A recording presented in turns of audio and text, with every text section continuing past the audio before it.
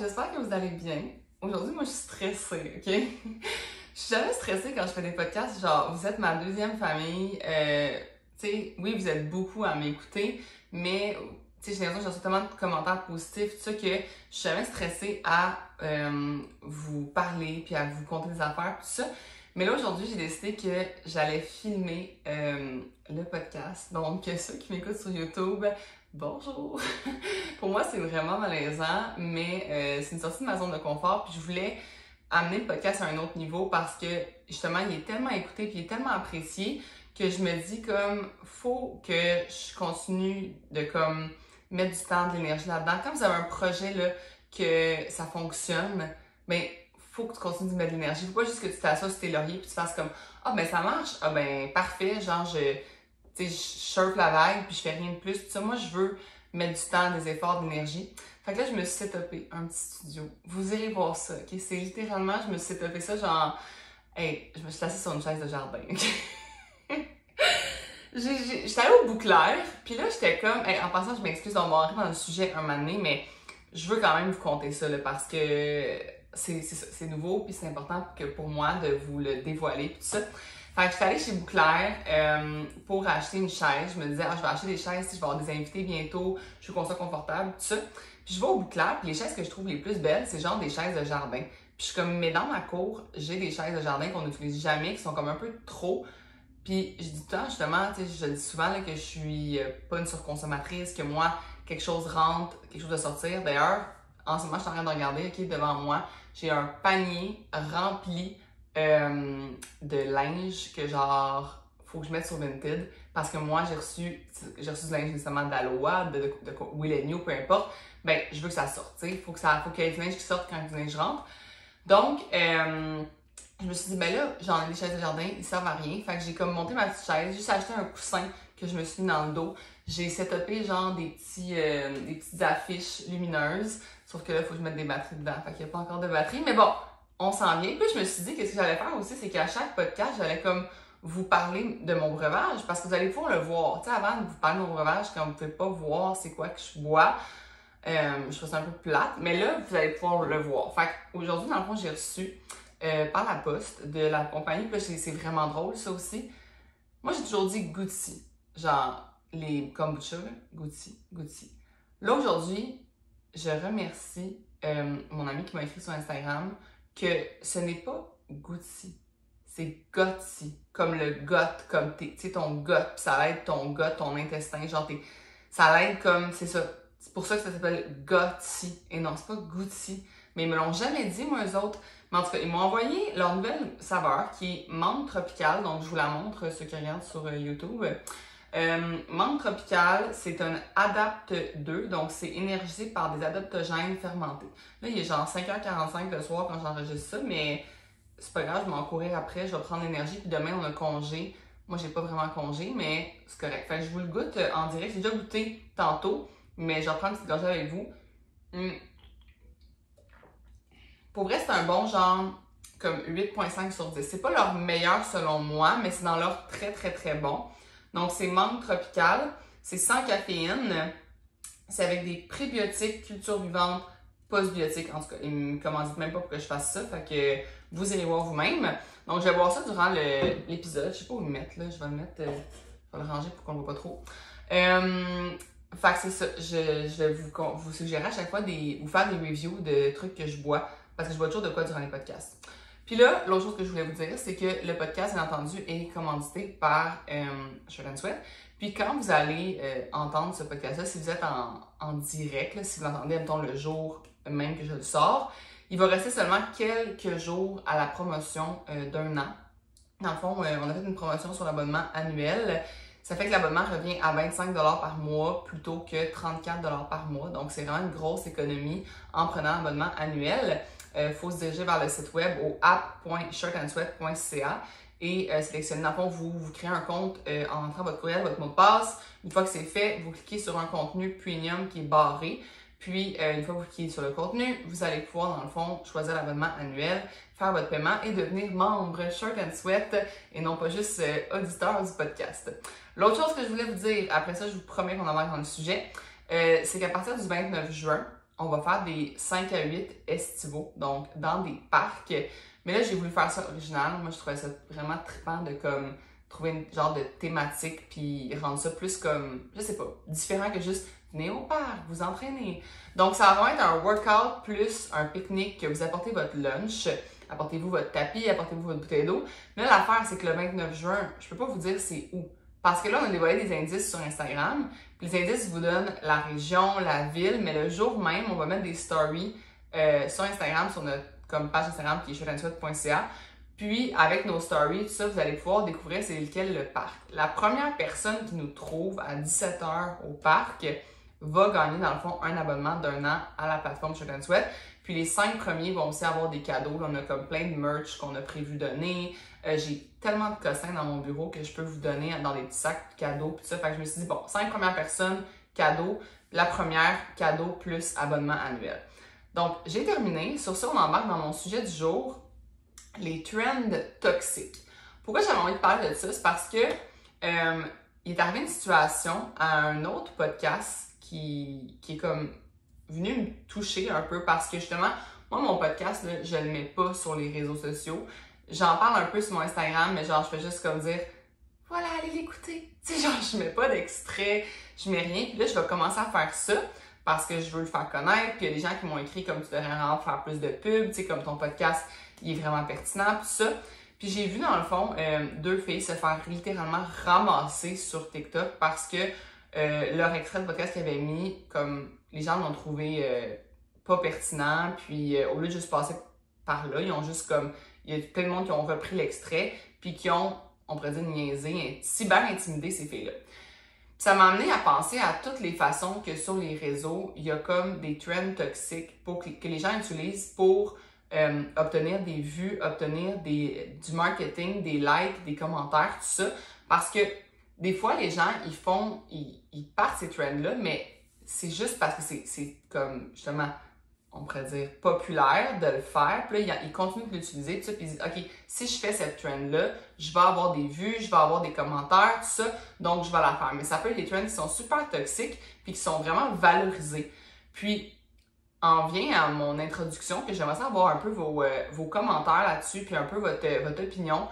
Est-ce que vous considérez que les gens qui ont de l'influence, qui ont des plateformes avec beaucoup d'abonnés, ont une responsabilité face au contenu qu'ils créent, ou c'est plus aux consommateurs à avoir une responsabilité face au contenu qu'ils consomment? Est-ce que vous pensez que les gens comme justement qui ont de l'influence par le nombre de personnes qu'ils rejoignent? Parce qu'on s'entend que les gens qui ont de l'influence, c'est vraiment le fait parce qu'ils ont une plateforme qui rejoint plus de monde. Mais au final, cette personne-là, comme telle, elle n'a rien fait de plus que de gagner des abonnés en étant drôle, en étant pertinent, en étant attachant, tout ça. Mais son influence, comme son mérite d'influence s'arrête un peu là. Mais moi, je trouve qu'il y a comme une responsabilité des deux parts. Puis c'est là que je veux en venir aujourd'hui avec mon podcast, c'est quand toi, en tant que consommateur, tu consommes du médias sociaux, ben non seulement, tu sais, fais attention à ce que tu consommes parce que l'algorithme t'écoute, tu sais, dans le sens que plus tu consommes un type de contenu, plus tu vas le voir. Puis, justement, ça crée que, bon, ben si t'aimes pas ce genre de contenu-là, c'est un peu de ta faute si tu le vois tout le temps. Ça veut dire que tu le consommes trop, que tu passes trop de temps là-dessus, que tu es trop curieux, t'as trop de voyeurisme envers ce type de contenu-là, puis t'as une part de responsabilité face au contenu que tu consommes. Mais je suis quand même d'accord que des fois, les gens qui font du contenu juste pour du clickbait qu'on appelle, obtenir comme plus de vues, plus de popularité, ils ont aussi leur responsabilité, puis il y a des valeurs à avoir. Puis je considère pas que je suis parfaite par rapport à ça, il y a personne de parfait. J'ai sûrement déjà fait des choses que pour certaines personnes c'était toxique, mais pour moi ça l'était pas. Puis rendu là, c'est là que je trouve qu'il y a comme une autonomie à avoir que qu'est-ce qui est toxique pour toi, c'est à toi de le gérer. Puis si justement tu considères comme une personne d'influence est toxique pour toi, c'est là qu'il faut que tu contrôles comme ce que tu peux voir, puis que tu supprimes ces choses-là, que tu les bloques, peu importe. Mais je voulais quand même justement vous faire part de certaines trends que j'ai vues, que j'aimerais ça que vous ayez des réflexions par rapport à ça. Est-ce que c'est toxique pour moi ou ce l'est pas? Puis comment je peux me défaire justement de l'influence que ça a sur moi? Fait que d'abord, la première chose que j'ai voulu noter, c'est justement tout ce qui est cyber-intimidation. devenir populaire ou avoir des vues en riant des autres. Comme, c'est excessivement toxique. Puis, c'est drôle parce que les gens qui font, mettons, comme du bruit avec ça, là, qui est cyber intimide, vont aussi faire du bruit avec comme le fait de dire qu'ils sont contre la cyber-intimidation. Fait qu'ils vont aller de deux côtés, juste au moment où c'est le plus populaire d'être d'un côté ou de l'autre. Fait que je reprends l'exemple du podcast qui a été vraiment repris par beaucoup de monde parce que les gens considéraient que le contenu n'était pas pertinent. Ils ont ri de ces filles-là, ils ont justement cyber-intimidé à plus finir parce qu'ils savaient qu'il y allait avoir des vues, puis des commentaires, puis de l'engagement face à leur contenu. Puis je me demande si c'était tant important de justement comme le reprendre, ce contenu-là. Tu sais, est-ce que ça cause vraiment problème ce que ces filles-là ont dit? Est-ce qu'on doit vraiment le relever ou vous faites vraiment ça juste pour les vues? Puis si toi, justement, comme t'embarques là-dedans, puis comme toi aussi, encourage ça, ris de ça, like ça, commente ça, tu rentres dans cette trend toxique-là, puis finalement, t'es aussi comme un cyber-intimidateur quant à moi. Puis tu sais, sur le coup, j'étais juste comme, ouais, c'est vrai que c'est pas les phrases les plus pertinentes. Je l'ai pensé, là, mais pourquoi j'irais faire de la cyber-intimidation comme j'ai assez de contenu à créer, là, genre dans le sens que ça me prend assez de temps à créer mon propre contenu, j'ai assez de choses à faire, comme de faire ça, c'est de la perte de temps selon moi, puis c'est de la perte d'énergie, puis c'est aussi contre mes valeurs de comme aller faire ça. Mais si je l'avais fait, je sais que j'aurais eu sûrement beaucoup d'engagement. Je sais que j'aurais eu comme des vues, j'aurais eu des commentaires, tout ça, mais je trouve ça toxique.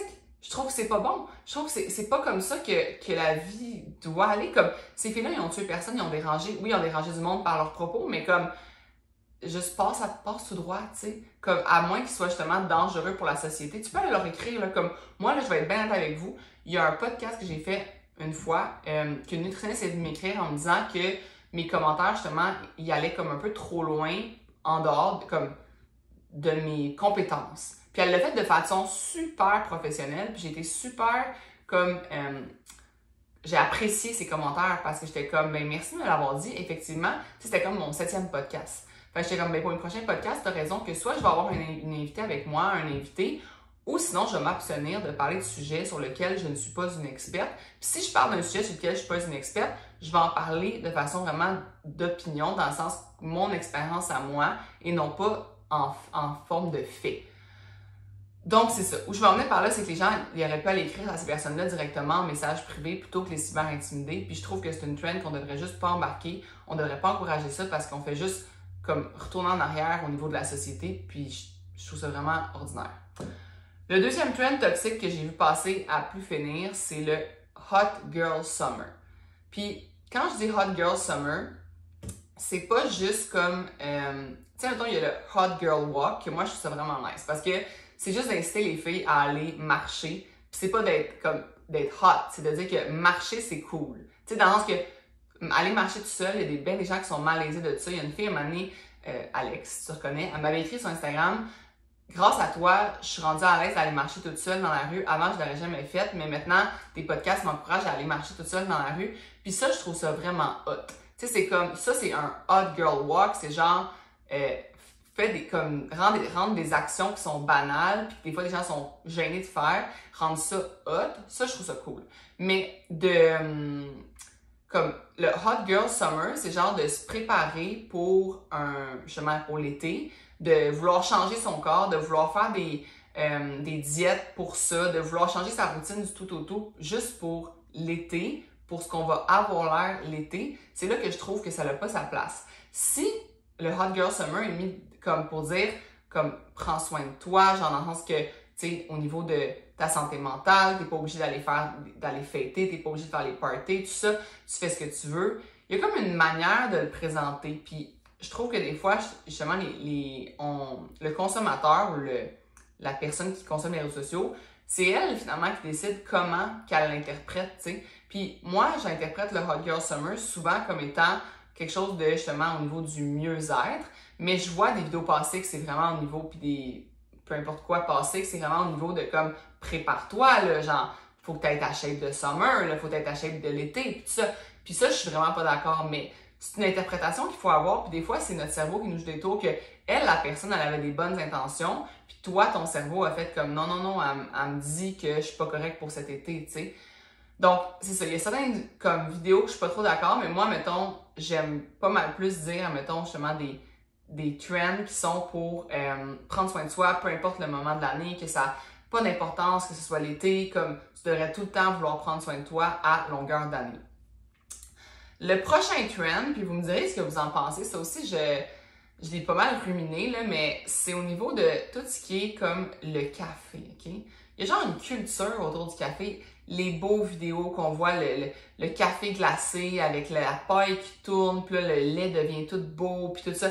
C'est comme si le café était tellement valorisé, puis surtout comme première chose dans la routine matinale, on voit les filles, qu'est-ce qu'ils font en se levant, ils prennent leur café, puis tout ça, puis c'est parce que c'est très culturel, c'est même dans beaucoup de cultures de prendre un café, mais la chose que tu devrais faire en te réveillant, c'est de prendre un grand verre d'eau. Comme, c'est ça que tu devrais faire en te réveillant, c'est ça qui serait le plus optimal pour toi. Puis on devrait mettre comme de l'avant comme cette habitude-là et non pas l'habitude de prendre un café en te réveillant.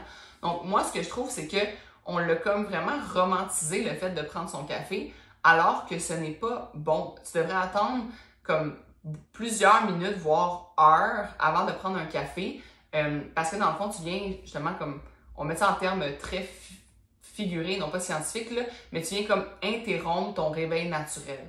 Fait que ton réveil naturel, ton énergie naturelle, tu viens l'interrompre par la caféine. Si vous voulez plus d'infos là-dessus, vous irez écouter les podcasts de Huberman Lab sur la caféine, ils sont super intéressants. Mais ça devrait justement, comme tu devrais favoriser vraiment de prendre de l'eau le matin en te réveillant et non pas de prendre un café. Mais on dirait que on est tellement bombardé de comme beau café, puis là, ça donne le goût, c'est alléchant, tout ça, puis c'est rendu que, en fait, ça a toujours été ainsi. Je sais pas pour vous, mais moi, mes parents, la première chose qu'ils faisaient, même avant même de se lever, parce que il y avait, je sais pas vous, mais les machines à café avaient comme un genre de, pas d'alarme, mais tu sais, comme ça partait tout seul. Tu peux la programmer pour qu'elle parte toute seule, pour que la première chose que tu fasses, ce soit de prendre un café en te réveillant, bien te déshydrater et bien interrompre ton éveil. Fait que moi, ce que je vous dis, c'est genre, faites attention justement à l'influence que ça a sur vous. Tu sais, c'est sûr que de voir ça, ça peut donner le goût justement de consommer encore plus de café. C'est pas nécessairement bon pour vous. Un autre trend toxique, c'est la fameuse vie d'entrepreneur. Ça a donc bien l'air cool d'être entrepreneur. Puis là, tu sais, c'est moi qui parle de ça, puis je suis moi-même entrepreneur. Mais je trouve que c'est comme si c'était la seule façon qu'on pouvait réaliser ses rêves. Comme si la seule façon de réaliser ses rêves, c'était d'être entrepreneur. C'est totalement faux. Comme être entrepreneur, ça peut créer plein de problèmes, ça peut t'empêcher d'atteindre tes rêves parce que tu peux justement comme ça peut être un gouffre financier pour toi si tu le gères mal, si c'est pas fait pour toi.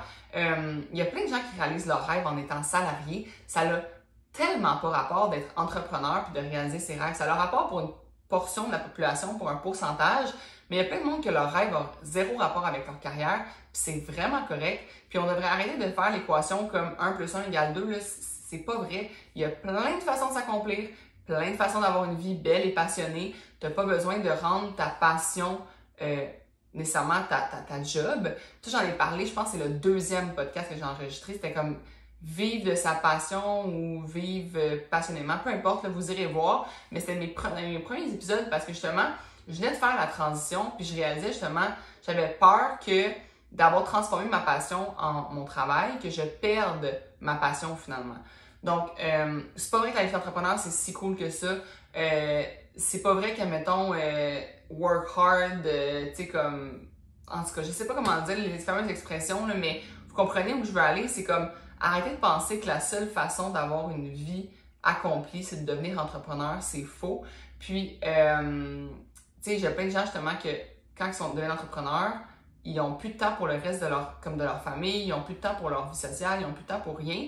Puis, je pense pas que c'est la vie de rêve de bien des gens de ne plus avoir de temps pour leurs enfants, tu sais. Fait que c'est une trend qui est un peu, je trouve, toxique puis qui est de plus en plus populaire. Il y a tellement de coach business qui t'encouragent à lâcher ta job et à devenir entrepreneur. Pour elle, c'en est triste. Fait que juste arrête d'être trop influencé par cette trend-là, puis essaie de voir justement comme tout ce que ta job actuelle t'amène de positif que la job d'entrepreneur ne pourrait pas t'amener, puis pèse les pour et les contre. Moi, je l'ai fait beaucoup, ça m'a pris beaucoup de temps avant de rendre mon sideline mon travail principal.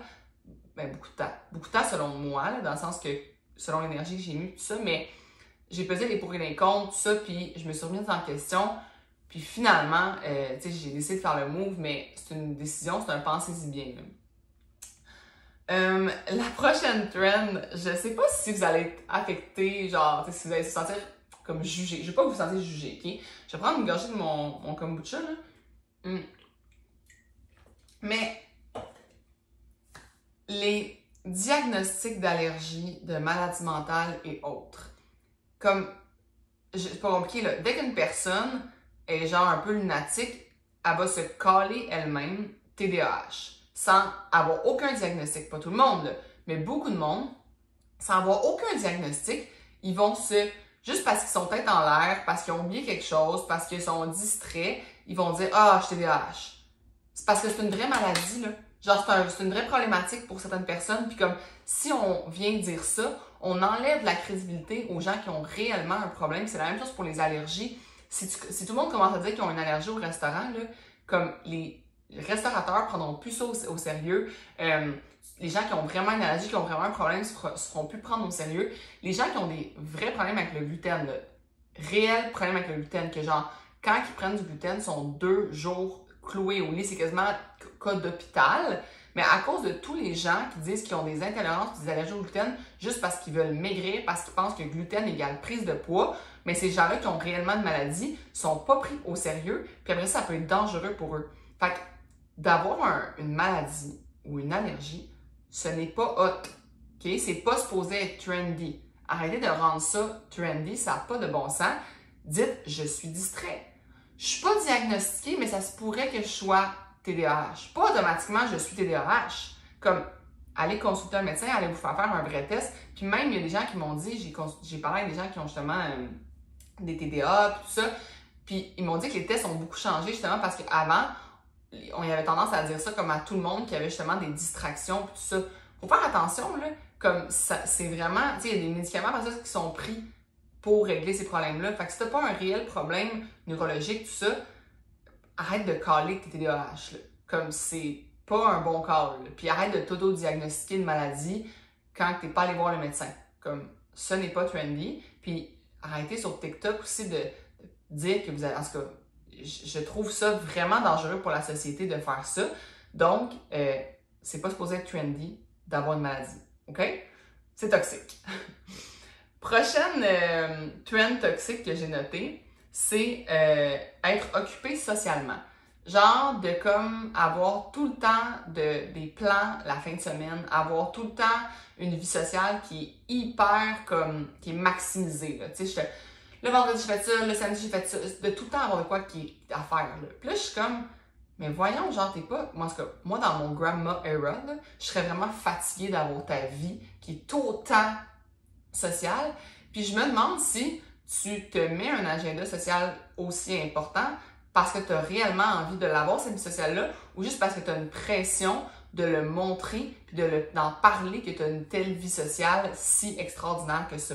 Donc, est-ce que comme tu veux vraiment être occupé comme ça, tu sais, c'est à réfléchir, là, comme moi, pour vrai, là, ce week-end, c'est le week-end de la Saint-Jean, puis j'ai vraiment dosé ma vie sociale, là, tu sais, j'ai reçu des invitations de mes amis, mon chum est parti à la pêche, fait que là, c'est comme, ok, mes amis veulent me voir, puis j'ai refusé des invitations parce que je me suis dit non, ça va me brûler socialement, ça va brûler mon énergie, puis moi, j'ai vraiment besoin d'un bon dosage entre moment seul, moment avec des gens, moment avec mon chum, comme tout doit être très, très, très bien dosé pour que je me sente bien, puis que je me sente justement qu'à chacune de ces personnes-là, je donne mon maximum d'énergie, puis que je brûle pas ma batterie. Fait que, être occupé socialement, là, c'est pas hot, là. Comme, c'est pas grave si tu passes ton samedi à ne rien faire, c'est vraiment correct. Puis je te dis, on est pas mal tous dans le même bateau, là. C'est juste que les gens aiment montrer quand ils font des choses, c'est tout. Comme toi, tu trouves que tu es en train de rien faire, tu scrolles tes réseaux puis t'es comme « Hey, je suis vraiment en train de rien faire, ma vie est plate, tout ça. » Mais en fait, t'es juste en train de regarder des gens qui font des choses. Mais il y a comme peut-être 90% des gens que tu suis qui ne font rien. Mais ça prend en considération ça avant de dire que tu as une vie qui est plate puis que tu fais jamais rien. On est tous là à ne rien faire, là. Ne t'inquiète pas. Fait que, c'est ça. Je trouve que c'est comme une affaire qui justement, je pense que j'ai dit 800 fois à réfléchir, mais c'est un podcast pour vous amener des réflexions justement sur tout ce qui est trend, réseaux sociaux, tout ça. Et le dernier que je voulais vous parler, c'est sur comme tout ce qui est surconsommation. Puis ça, je trouve que les gens d'influence, les gens qui reçoivent beaucoup de colis, tout ça, ont quand même leur responsabilité là-dedans. Ce que je veux dire par là, c'est que quand tu as justement beaucoup d'abonnés, tu reçois beaucoup de choses gratuites, beaucoup de colis. C'est pas des choses que tu payes, c'est des choses que tu reçois gratuitement. Puis, faut le dire qu'on le reçoit gratuitement parce que on incite les gens à acheter une panoplie d'affaires comme si comme on avait besoin de ces choses-là. Mais en fait, c'est qu'on les reçoit souvent sans nécessairement en avoir besoin. Comme je vous dis, moi, je reçois plein de vêtements, mais en échange, il faut que j'en mette plein sur Vinted parce que sinon, ma garde-robe, elle exploserait. Puis moi, un environnement encombré, là, ça me rend folle. Là. Mais c'est important que les gens d'influence, justement, partagent le fait que les produits, ils n'ont pas payé de leur poche. Pas dire payer avec mes sous nécessairement. Ce que je veux dire, c'est dire j'ai reçu un colis. Tu sais, pas à chaque fois que tu achètes de quoi, de dire que tu l'as payé, là, parce que ça finirait plus. Là. Mais quand tu le reçois, de dire je l'ai reçu, c'est quelque chose qu'on m'a envoyé, tout ça, parce que de montrer à la personne comme non, je suis pas millionnaire, là, puis t'as pas besoin de t'acheter tout ce stock-là, tu sais, puis c'est fou, là, les unboxings à plus finir, tu sais, tout le temps en train de montrer les achats, ça crée des besoins aux gens. Puis, oui, moi, mettons, je sais que les gens aiment ça, voir ce que j'achète, puis ce que je reçois, puis tout ça, mais j'aime dire que justement, je l'ai reçu parce que c'est pas vrai que j'aurais l'argent pour tout consommer ça. Tu sais, ça serait comme de la surconsommation inutile.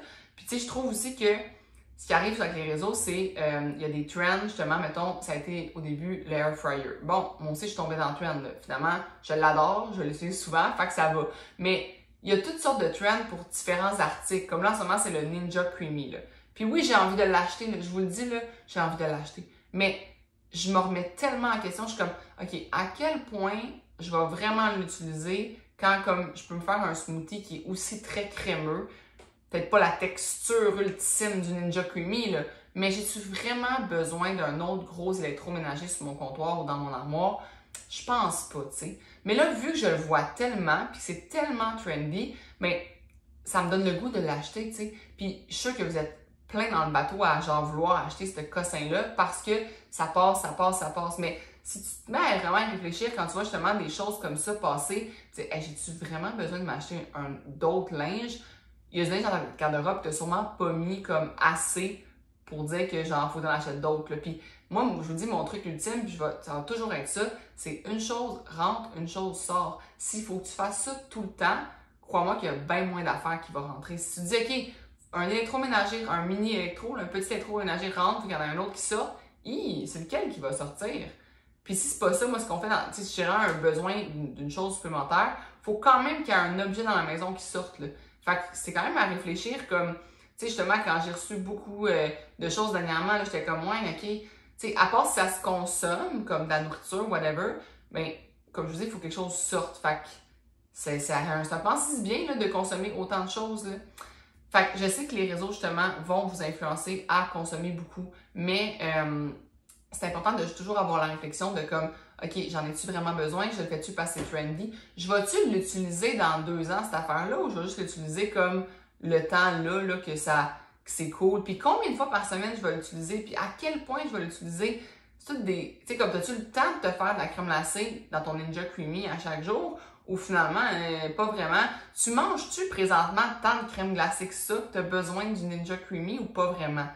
Tu te fais juste influencer finalement par une trend qui est un peu toxique, c'est-à-dire de surconsommer. Je trouve pas que c'est super sain. Autant pour vrai pour ton portefeuille que pour ton cerveau. Là. Un environnement encombré, c'est pas génial. Là. Fait que, ce que j'aimerais dans le fond, c'est que vous veniez rejoindre mon groupe privé gratuit sur l'application Shirt & Sweat. Donc, sur l'app, il y a un groupe qui s'appelle Le Succès par le bien-être. T'as pas besoin de payer pour l'app pour le rejoindre. Fait que c'est vraiment un groupe qui est ouvert à tous. Tu crées un compte freemium, tu rentres un courriel, un mot de passe, that's all, et tu vas dans le menu, tu choisis Le Succès par le bien-être, tu rejoins le groupe. Puis j'aimerais ça que vous ayez écrit. Votre devoir, là, ça va être d'écrire, genre, ça a été quoi votre com, justement, vos réflexions par rapport à ça. Qu'est-ce que vous avez justement comme pensé sur ce podcast-là? Est-ce que vous avez tombé, vous, dans des trends? Est-ce qu'il y a des trends qui vous affectent plus qu'une autre? J'aimerais vraiment ça qu'on ait comme un gros partage sur ce groupe-là, puis une grosse comme discussion. Puis ce que j'aimerais, c'est que ce groupe-là devienne un groupe où vous vous sentez safe, vous vous sentez à l'aise de partager vos questions, que je peux vous répondre, que je peux engager avec vous. Je veux que ma communauté podcast devienne une communauté comme aussi importante que ma communauté Instagram, tout ça. Puis pour ce faire, je pense que ce groupe-là, c'est la meilleure façon. Donc, votre devoir, ça va être de rejoindre le groupe Le Succès par le bien-être sur l'application Shirt & Sweat. Vous vous rendez au app.shirtandsweat.ca, courriel, mot de passe, rejoindre le groupe, that's it, that's all. Donc, merci d'avoir été à l'écoute. Si vous avez aimé cet épisode, n'hésitez pas à le partager dans vos stories, à me laisser un 5 étoiles. Puis, si je réussis justement à éditer des beaux teasers dans mon nouveau studio, je vais le mettre sur TikTok, Instagram, puis vous irez le partager. Puis, je vais aussi le mettre sur YouTube. Donc, vous irez écouter ça, voir mon nouveau studio, qui est encore un peu ordinaire. Là. Vous me direz comment que je peux l'améliorer. Est-ce que je peinture le mur d'une couleur? Est-ce que je fais quelque chose? Vous me direz ça en commentaire sur YouTube. Et merci d'avoir été à l'écoute. Bye bye!